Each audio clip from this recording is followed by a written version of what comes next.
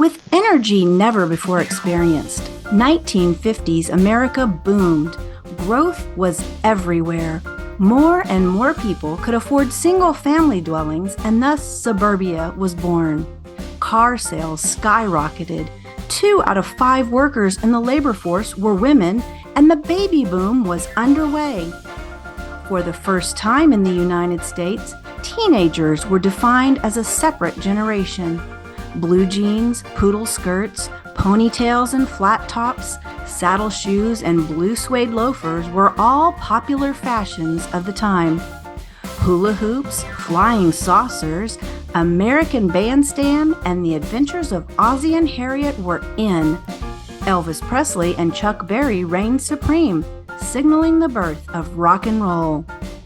But pop culture wasn't the only thing that underwent some dramatic shifts in the 1950s. American education saw changes of its own, with Brown versus Board of Education mandating integrated schools. Teacher shortages rocked the nation, and Rudolph Flesch, the author of the book Why Johnny Can't Read, claimed that the American educational system was not doing its job. Responding to these changes, Delta Kappa Gamma saw some revolutionary shifts of its own. The society was advanced by 3 major events: outreach to current and former women educators, completion of society headquarters, and expansion into Canada, making the society officially an international organization. In the 1950s, DKG turned its eyes toward the rest of the world. As part of their increasing international efforts, the World Fellowship Program started as a subcommittee in 1946 to survey possibilities for fellowships and emergency grants to foreign students coming from Nazi-occupied countries. Their role expanded as the United States became involved in the Korean War, and teachers from around the globe faced greater need for supplies and support.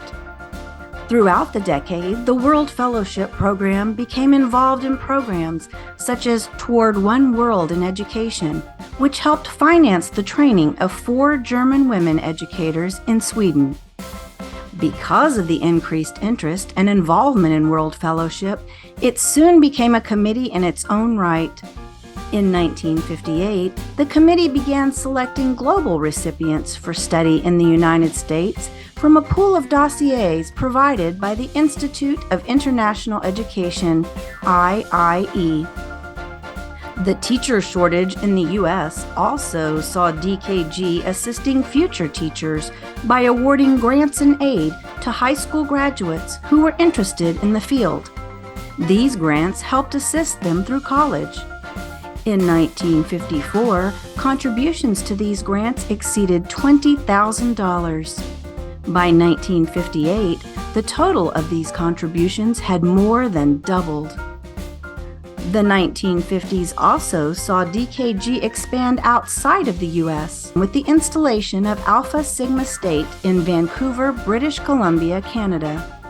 This meant the elected officers of 1952 to 1954 were the first to be called international officers.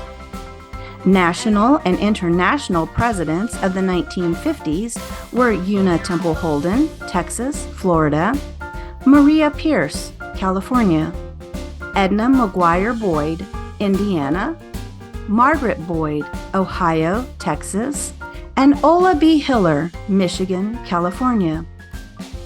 Achievement Award recipients were Ella Hannawalt, Vera Butler, Maria Pierce, Una Temple Holden, Edna McGuire Boyd, Margaret Boyd, Zora Ellis, Mildred English, Lala M. Odom, and Sarah Rives.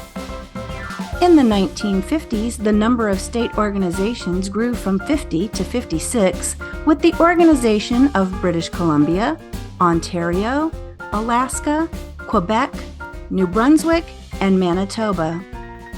DKG celebrates those undaunted women who changed education and educators, and whose foresight has continued to guide women educators for 100 years.